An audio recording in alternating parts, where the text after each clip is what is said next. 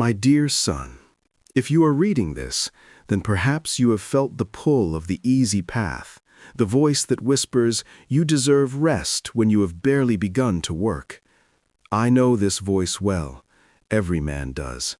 It is not evil. It does not arrive with fangs or fire. It comes softly, reasonably, with a pillow and a promise. Just this once, just today, you have earned it. But comfort, my son, is a kind master and a cruel one. It gives you everything you think you want, and slowly, so quietly you will not notice, it takes everything you need to become the man you were meant to be. I have watched men destroy themselves, not with violence or vice, but with ease. They chose the warm bed over the cold morning, the empty praise over the hard truth, the path that required nothing over the road that demanded everything. And year by year they weakened, not in body alone, but in spirit. They became soft where they needed to be firm, fragile where they needed to be unbreakable. There was a Roman emperor named Marcus Aurelius who ruled the greatest empire on earth. Yet each morning he woke before dawn to write in his journal, reminding himself of his duties, his mortality, his need for discipline. He was surrounded by luxury beyond imagination. He could have lived in endless pleasure, but he chose differently. He understood something most men never learn, that comfort is not peace, and ease is not freedom. Marcus knew that the man who cannot deny himself small pleasures will never withstand great suffering. And suffering, my son, will come, not because the world is cruel, though sometimes it is, but because anything worth building, any life worth living, requires you to face difficulty with your eyes open and your hands steady. This is what I must tell you now.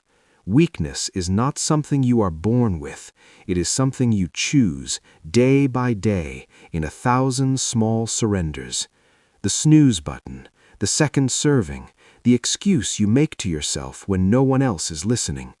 These are not harmless. They are practice. You are training yourself, whether you realize it or not. And one day, when something truly difficult stands before you, you will reach inside for strength and find only the habit of yielding. I do not say this to shame you. I say it because I love you, and because I have lived long enough to see the cost of comfort. I have seen brilliant men waste their gifts, strong men become hollow, good men lose themselves not to temptation, but to permission. The permission they gave themselves to stop trying, stop growing, stop becoming. You will be told endlessly that you deserve comfort, that self-care means indulgence, that rest is always virtuous. These are lies dressed as kindness. Real rest is earned. Real peace comes not from avoiding difficulty, but from meeting it and knowing you did not break. The philosophers understood this. They did not speak of happiness as a feeling, but as a state earned through right action. They knew that the good life was not the comfortable life. It was the disciplined life, the examined life, the life where you looked at yourself honestly and did not turn away from what you saw. I am not asking you to punish yourself. I am asking you to respect yourself enough to demand more than ease. To choose again and again the thing that makes you stronger over the thing that makes you comfortable. To build your character like a man builds a house, brick by brick, with patience and precision, knowing that storms will come and only solid foundations endure. When you are tired, and you will be tired, remember this. Comfort is a loan with terrible interest. It gives you pleasure now and extracts strength later, when you can least afford to lose it.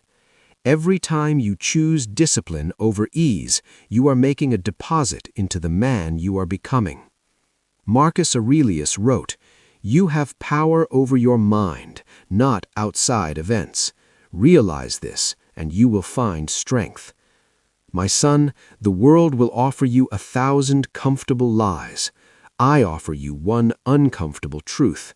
You are capable of far more than you know, but only if you are willing to be less comfortable than you wish. I believe in you, not because you are perfect, but because you are mine, and because strength is built not in moments of ease, but in the quiet hours when you choose what is difficult over what is simple.